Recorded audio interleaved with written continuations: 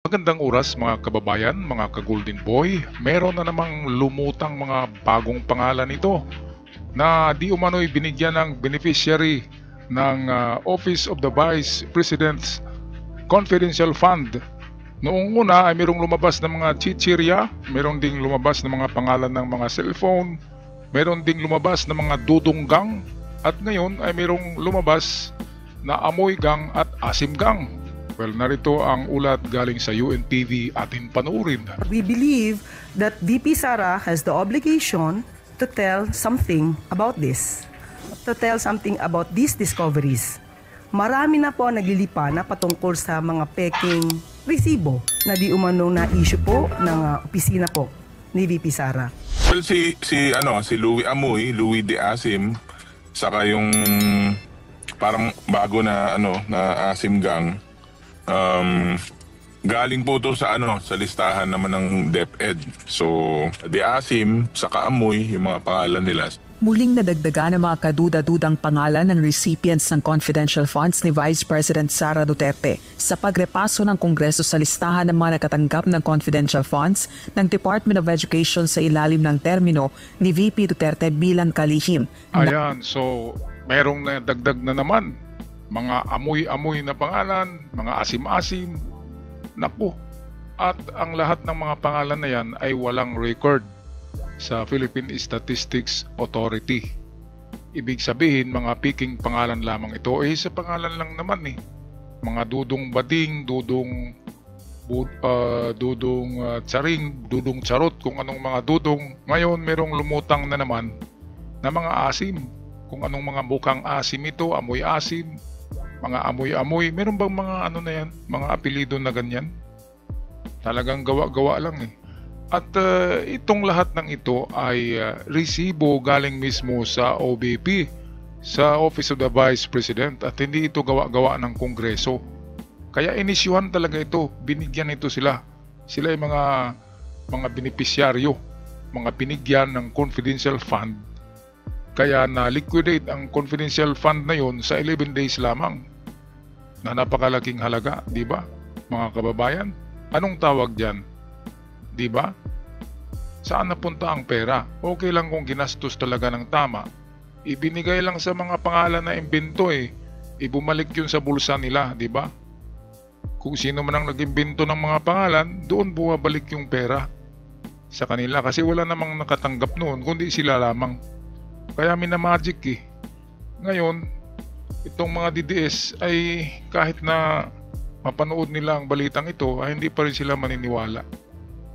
Kaya nasasayang lamang inyong mga dyan, suporta sa mga taong yan dahil sila talaga ang king of budol-budol. Binubudol-budol ang pera ng gobyerno. Okay lang kung ginastos yan sa mga project, hindi pumunta sa kanilang mga bulsa. Okay, balik tayo sa balita. UNTV, pasok! At tuklasan ang mga pangalang Amoy Liu, Fernan Amoy at Jog De Asim. Bunsod nito, tinawag ni House Deputy Majority Leader La Union 1st District Representative Paulo Ortega ang huling batch na Team Amoy Asim. Ayon sa kongresista, mapatitibay nito ang impeachment complaint laban kay VP Duterte. Subalit inaasahang sa paglilitis na ng Senate Impeachment Court, masasagot ang mga aligasyong ito. Well, it will strengthen Article 2. Sabi ko nga, meron naman nang nangyari na hearing sa good government. So, mas maganda na sabi ko nga, tuloy-tuloy itong mga to, buhay yung mga issues at napapatunayan po natin na yung mga findings natin during the Committee on Good Government. Samantala, naniniwala ang Malacanang na dapat nang magpaliwanag si VP Sara sa paglutang muli ng mga kaduda-dudang pangalan. Tama. Dapat lang magpaliwanag. Yung sabi ni VP Sara, hindi niya alam Hindi niya alam, siya ang pumipirma niyan meron siyang perma. Kaya talagang napakalaking problema itong harapin ni Sara pagbalik niya. Kasi impeachment sa July mismo. Balita ko nga ay June pa lang, umpisahan na yan yung impeachment case na yan. Kasi meron na namang nadagdag na mga illegal na mga pangalan, mga anomalous na mga pangalan na binigyan ng pera. Diba? Grabe naman. Grabe na pangdarambong talaga sa pera ng bayan. Kaya yan bang klaseng taong mamahalin ng mga DDS. Klarong-klaro naman ang problema lang sa DDS ay nabasbasan kasi yan ng power ni Kibuloy na galing sa kadiliman. Kaya hindi talaga sila mahimasmasan, parang nahipnotismo sila, nabudol-budol sila nitong mga nitong grupo ni BP Sara, ang mga DDS. Kahit sa ibang bansa meron pa lang silang supporter, no? Anong balita kaya ang pinapanood nitong mga DDS? Baka yung mga vlogger na DDS din ang pinanood nila at hindi nanonood sa mainstream media. Itong mga binalita ko sa inyo mga kababayan galing mismo sa mga lehitimong channels ng mainstream media at binigyan lang natin ng reaksyon. Diba? Kaya totoong-totoo itong mga sinabi natin. Pero yung mga sa DDS, doon naniniwala sila sa mga vlogger lamang na gawa-gawa lang ng kwento at hindi binabase sa balita. Balita na tunay, hindi yung piki.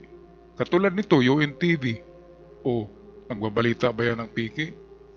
Ilihitimong channel ito, mga kababayan.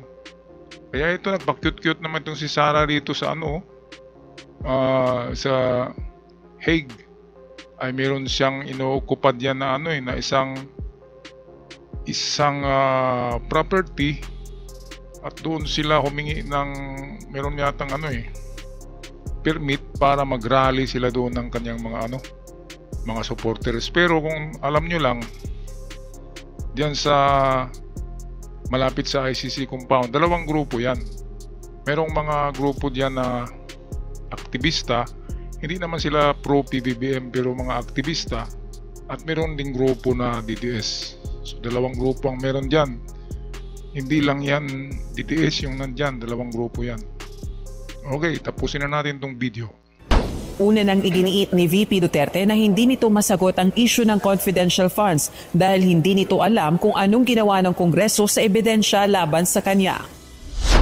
Hindi rin anya nito alam kung ang mga dokumentong ito ba ang isinumite ng Office of the Vice President. Ito, binabaliktad niya Sabi niya baka ang mga resibo ay gawa-gawa lang ng Kongreso. Bakit gagawa ang Kongreso? Merong mga merong mga duplicate yan, kaya malalaman yan kung legit na mga resibo o hindi. Ngayong hearing, pag-umpisa ng impeachment case ni Sara sa July. Or balita ko, June na daw mag-umpisa Napaaga ng isang buwan. Tapos sasabihin pa ni Sara hindi niya alam. Siya yung pumirma meron siyang pirma sa resibo. Tapos sabihin niya na hindi niya alam. Grabe. Talagang king of denial, mana sa kanyang ama Okay, so ito na yung last part ng video na bigyan natin ng reaksyon. Sa isang rally naman sa The Hague, Netherlands, muling binanggit ni VP Duterte ang aligasyong may nanghihimaso sa budget ng DepEd. Ito anya ang dahilan kung bakit siya nagbitiw bilang DepEd Secretary. Personal ko to na experience.